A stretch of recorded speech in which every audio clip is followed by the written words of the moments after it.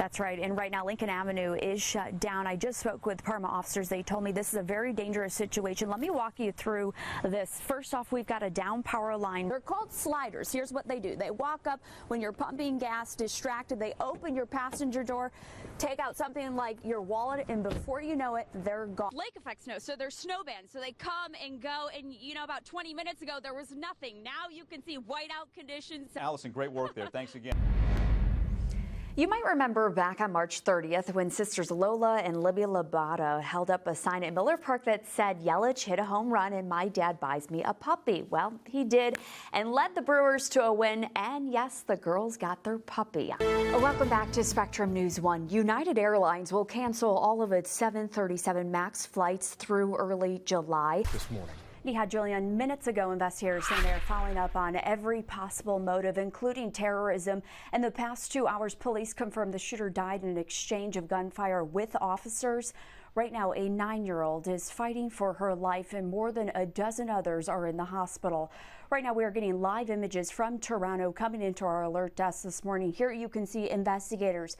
They are still at the scene. Our reporters are on the scene asking questions and will update us on this developing story. Meanwhile, this is new video into our alert desk in the past hour that shows the scene seconds after the shooting unfolded outside Toronto's Greektown.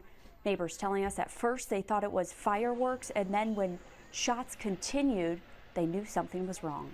We are staying on top of this developing story for you throughout the day, and as soon as we get new details, we will update you on air and on our Cleveland 19 app. Coming up in 30 minutes, you'll hear from other witnesses. This crosswalk is the answer that they are looking for. Let me explain why. First off, it's got push buttons for the crosswalk, a light up sign behind me, and it's even got a traffic signal. Overnight in our alert desk, we've learned an official cause of death for the American college student released by North Korea will remain a mystery. I want to kind of go in here just to show you how big this is.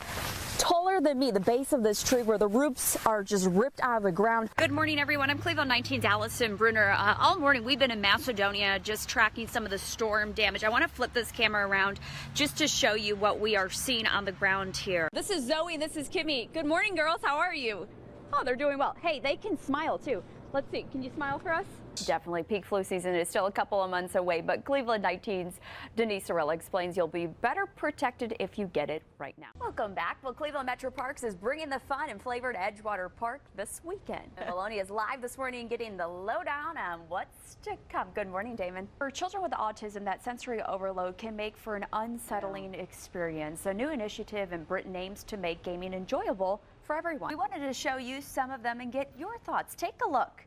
This is called Scruff-a-Love. It comes as a little ball of fur and you wash it to reveal what kind of animal it is. What time is it, Jeff? Emoji cast! Woo! She meant to say emoji cast. All righty. Now to our Milwaukee Bucks. The team is in Toronto preparing for Game 3 Sunday against the Raptors. Here's a quick recap of Friday's game. Everything going for our Bucks. The team never trailed in Game 2. Dominating performance led by as many as 28. Giannis got things going quickly and led 6 Bucks in double figures. Overall, he had 30 points and 17 rebounds. Our Bucks winning Game 2 against the Raptors. Final score for you, 125-103. We'll be there as well. We're joined now live by Trent Bergen with Neon Litter. Trent, you guys are putting your own kind of unique perspective on something all cat owners would love, right? I love your shirt, by the way. I know. I was about to say, we got to start with that shirt. It's great. Thank you.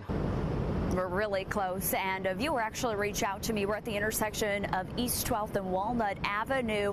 So there's a 3-way stop sign here, but the issue that our viewers are concerned about is this crosswalk right here because drivers are not stopping. Forced to find a new home. One day you have a home, next day you're homeless. This woman, who didn't want to be identified, is among dozens of moms at Loganberry Ridge Apartment suddenly asked to relocate. You probably haven't slept throughout the night, right? No, ma'am. Up all night packing.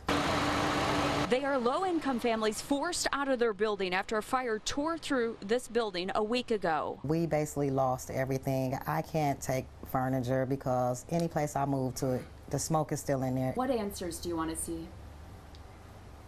This whole complex needs help. It's a lot of single women in here with children. If we had somewhere to go, we would have been out of here. This is the floor she lives on. We have emergency lights up. The elevator is out. The fire chief blocked it off because it's not safe, and there's even soot all along the walls. I have a daughter that was rushed to the hospital the day of the fire, severe asthmatic. I have masks for her to put on, but it's not stopping all that smoke. An emotional week, and the hardest part is they don't know where to go next. Where can we go? This is all we have. This is all we have. Was our home.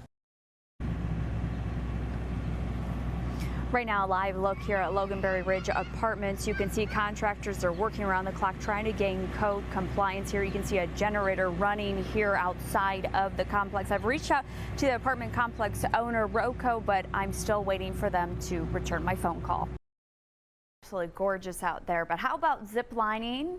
Maybe a high-speed and thrilling way to see Lake Erie. So what is it like? I did it and found out 2 words for you. Oh my. First stop, get harnessed up. Then we went through a quick training course. Here we go. Hi, guys. And climbed several stairs to launch. No turning back now. All right, this is a little intimidating. And we are off. Well done. You are zipping through the trees, going across sky bridges. You're zipping right over waterways.